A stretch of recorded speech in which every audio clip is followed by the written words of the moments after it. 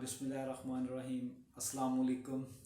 Hello friends, कैसे हैं आप लोग? ठीक हैं, उम्मीद करता हूँ अल्लाह ताला आप सबको अपने हिफ्ज़ ईमान में रखे। Welcome to my channel sis tech vision.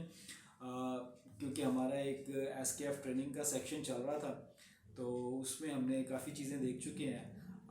Lubrication का एक प्रोसेस है जो कि कंटिन्यू था, उसका आज पार्ट 2 है और देखते हैं इसमें हम लोगों को क्या क्या सीखने को मिलेगा। कुछ थोड़ा सा मैं आपको उसके बारे में डिटेल दे देता हूँ, तो बाकी ब्रीफिंग जो है वो इंशाल्लाह ताला आप उसी में मिलेगी। री लुब्रिकेशंस क्या होती हैं, ग्रीस चार्ट्स क्या होते हैं, इसमें हम देखेंगे। और फिर हम ग्रीस क्वांटिटी फार्मूलेशंस क्या हैं इसमें। C3 बैरिंग्स जो हैं उसके अंदर किस किस्म की ग्रीस जो है वो यूज़ की जाती है। मोस्टली कॉमनली सवाल ये होता है जी C3 का बैरिंग लें, C3 का बैरिंग क्यों सेलेक्ट किया जाता है, और उसके बाद ग्रीस सिलेक्शंस और इसके मेजर फैक्टर्स क्या होंगे। फिर उसके बाद आ जाता है जी प्रेशर और लोड का क्या ताल्लुक है, वो इंशाल्लाह ताला हम सारे इस वीडियो में देखेंगे। चले चलते हैं अपनी वीडियो। कहाँ पे थे यार हम लोग, क्या डिस्कस कर रहे थे? रीलुब्रिकेशन। रीलुब्रिकेशन में हम लोगों ने क्या किया, क्वांटिटी और टाइम इंटरवल उसका देख लिया। अगर आप फ़ौरन से उसका टाइम इंटरवल निकालना चाहते हैं तो उसके लिए एक फार्मूला भी है। सॉरी, क्वांटिटी, टाइम इंटरवल नहीं, क्वांटिटी निकालना चाहते हैं उसके लिए एक फार्मूला है 0.005 इंटू डी इंटू बी इशारिया 005 ज़रा बेरिंग की चौड़ाई ज़रा बेरिंग की ऊंचाई इज़ इक्वल टू ग्राम। जो भी कुछ आएगा वो ग्राम में आएगा, उतने ग्राम ग्रीस अपने बेरिंग को रीलुब्रिकेट करना। इशारिया 005 ज़रब कैपिटल डी ज़रब कैपिटल बी। कैपिटल डी जो है outer dia of bearing, capital B जो है विड्थ ऑफ बेरिंग। और ये फार्मूला है अगर हाउसिंग का पॉइंट साइड पे है। अगर रीलुब्रिकेशन पॉइंट सेंटर में है तो 0.002 इंटू डी इंटू बी होगा।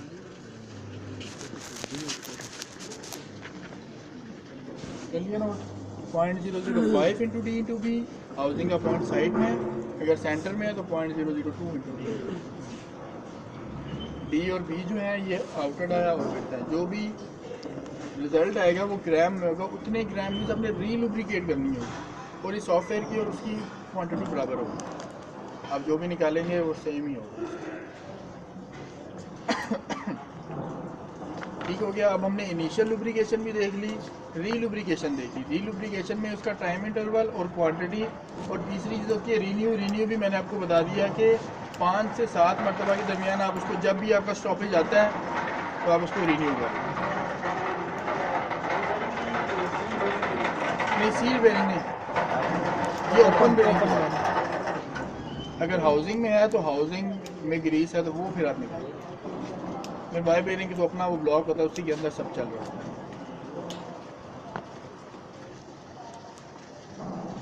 ठीक है, किसी का कोई क्वेश्चन लुब्रिकेशन से रिलेटेड तो पूछ लें। क्वेश्चन है किसी का कोई?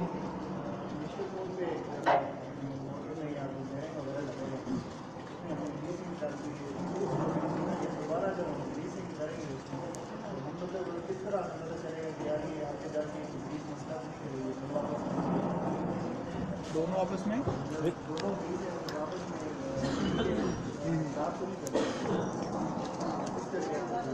एक आपने उसको सील बेरिंग के अंदर ही फिल है, दूसरी जो आप लोग मोटर में पॉइंट बना होता है वो उसके कप में जा रही होती है। डेफिनेटली होता है ख़राब। उसका हल ये होता है कि जो आपने ग्रीस मोटर के लिए बेरिंग जो डिमांड किया है उसमें फॉर एग्जांपल आपके पास HT टेम्परेचर C3 जितने भी आते हैं ना बेरिंग वो HT ग्रीस के साथ आते हैं, हाई टेम्परेचर ग्रीस के साथ आते हैं।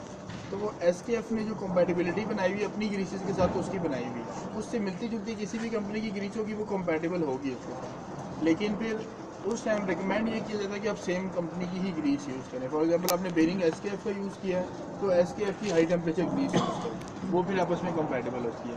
अगर आप बेरिंग SKF का यूज़ कर रहे हैं उसमें ग्रीस SKF की है और आप जो ग्रीस यूज़ कर रहे हो दोबारा रीलुब्रिकेशन के लिए वो शेल की यूज़ कर रहे हो, अल्बानी या कोई भी, तो ये डिफरेंट इस चीज़ से मिलके ग्रीस बनी हुई होती है।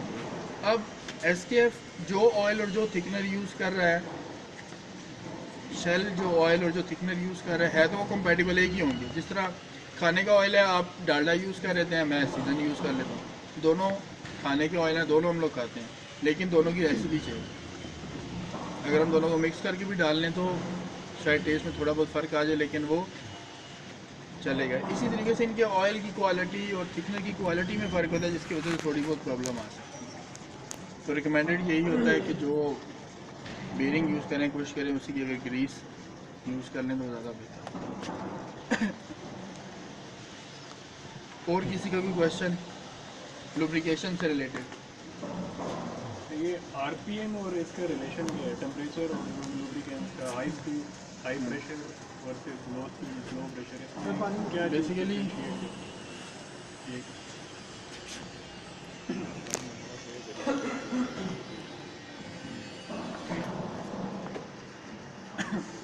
जो किसी भी हमने ग्रीस की जो सिलेक्शन करनी होती है ना, उसमें मेजर 3 फैक्टर होते हैं: टेम्परेचर, आरपीएम और लोड। ये 3 फैक्टर हम लोगों ने काउंट करने। और भी चीज़ें होती हैं, जिस तरह मैं आपको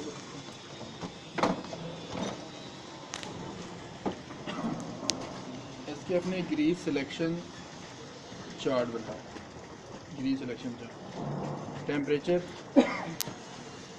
स्पीड, लोड, वर्टिकल शाफ्ट है, आउटर रिंग घूम रहा है, 2-3 चीज़ें उन्होंने बताई हुई हैं।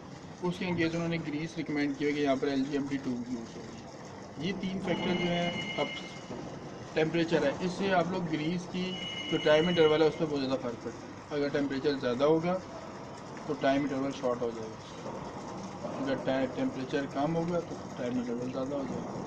आरपीएम है, आरपीएम डायरेक्टली टेम्परेचर से रिलेट करें, आरपीएम ज़्यादा होगा टेम्परेचर भी ज़्यादा होगा, उससे भी यही फैक्टर पड़ेगा। ये आप वैसे स्टडी भी कर लें।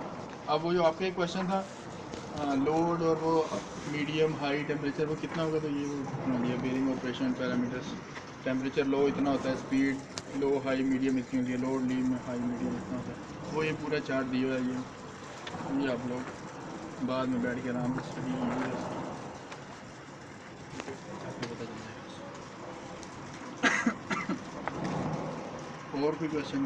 ये पीडीएफ फॉर्मेट में भी अवेलेबल है ऑनलाइन? यस, वेबसाइट ऑनलाइन भी अवेलेबल है। अगर डेटा चाहिए तो USB दो, इतना डेटा तुमको 2 साल पढ़ते रहो नहीं ख़त्म होगा।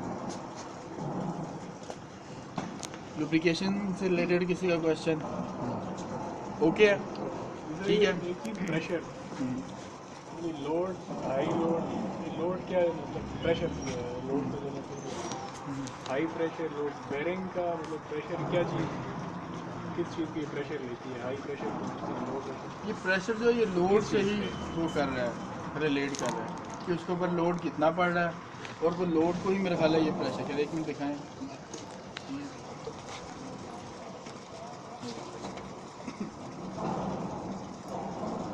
Extreme pressure, low temperature, main shaft, wind turbine की application, centralized lubrication system, spherical thrust between thrust. देखें तो लोड पड़ रहा है ना, थ्रस्ट लोड पड़ रहा है, तो उसी को ये लोग प्रेशर भी कह रहे हैं कि थ्रस्ट लोड है। High load extreme pressure same same चीज़ है। यहाँ पे देखें थ्रस्ट लोड आया तो वो थ्रस्ट लोड होता है, उसकी वजह से वो प्रेशर भी बन रहा है। कोई बात नहीं। विंड टरबाइन डेफिनेटली वो हाई लोड एप्लीकेशन है, विंड टरबाइन एप्लीकेशन, उसी को आप एक्सट्रीम प्रेशर भी उसी से रिलेट कर रही है। एक चीज़ है, आप लोग क्वेश्चन नहीं करते, मैं कर लेता हूँ आपसे। हम लोग बेरिंग को ग्रीस करते हैं, जब ग्रीस करके हम बेरिंग को चला देते हैं, जब चला देते हैं तो आप सब लोग इससे एग्री करते हैं, या सब यही भी कहेंगे कि यार एक दफ़ा बेरिंग का टेम्परेचर हाई हो जाता है, फिर बेरिंग का टेम्परेचर डाउन होना शुरू हो जाता है आधे घंटे घंटे पौने घंटे बाद। तो ये टेम्परेचर क्यों अप होता है और फिर डाउन क्यों हो जाता है? टेक्निकल वजह बताएं इसकी। और उस वक्त तक वो ग्रीस का जो मेल्टिंग पॉइंट है वहाँ तक वो इसीलिए जब ग्रीस मेल्ट होती है तो वो उसका जो है मतलब बराबर कर देता है दोनों को टेम्परेचर। मेल्टिंग पॉइंट पता है किससे कौन होता है? तो ये ना बेसिकली वो कंटिन्यूसली चल रही है। एक पॉइंट आएगा कि उसकी विस्कोसिटी उसके टेम्परेचर से लो होगी तो वो ब्लीड कर देगी, ब्लीड करके निकल जाएगी बाहर, फिर न्यू ग्रीस उसकी जगह आ जाएगी। और सर ये जो आप कह रहे हैं कि जो ग्रीस का जो हमारा टाइमिंग है ग्रीस करने का, वो इसके ब्लीडिंग पॉइंट तक होता होगा। जब तक वो ब्लीड करेगा उसके बाद हम दोबारा रीग्रीस या ये नहीं कि वो एक लेयर बन के वो एक लेयर एक मंथ चलेगी, ये लेयर काफ़ी दफ़ा डैमेज होकर काफ़ी दफ़ा बनेगी, वो ग्रीस जो साइड्स होती है वो यूज़ होती रहती है इसीलिए कहते हैं ग्रीस की सिलेक्शन भी बहुत ज़रूरी है। और हमारे साथ काफ़ी लोग होते हैं वो कहते हैं सबसे अच्छी ग्रीस कौन सी होती है जी, हाई टेम्परेचर ग्रीस बहुत बेहतरीन ग्रीस होती है, हमें हाई टेम्परेचर ग्रीस ही चाहिए। अब क्या होता है जब एक है जिस तरह ये इनके पास एप्लीकेशन है वो 30 डिग्री सेंटीग्रेड पे चलती है, 40-45 पे जाके बेरिंग टूट जाता है, डैमेज हो जाता है, जैम हो जाता है। लेकिन इनको साहब को चाहिए कौन सी ग्रीस, हाई टेम्परेचर।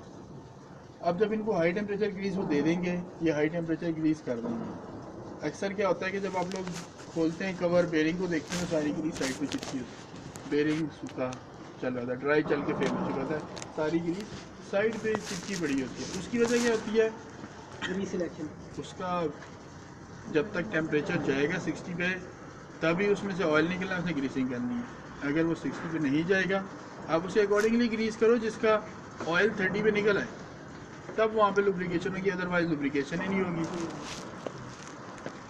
जैसे किसी छोटे 2-2.5 माह के बच्चे के आगे रख दें बिरयानी की प्लेट, तो 3 दिन भी लगे रहे वो नहीं खाएगा, खा ही नहीं सकता, उसकी डाइट ही नहीं है वो, उसकी डाइट है दूध, उसने दूध ही पिया। इस तरह ग्रीस की सिलेक्शन जो है वो आपके टेम्परेचर और पैरामीटर के अकॉर्डिंगली होना बहुत ज़रूरी है, अदरवाइज फिर वही प्रॉब्लम होती है, ग्रीस साइड पे लगी रहती है, बेरिंग ड्राई खुश्क हो चुका है।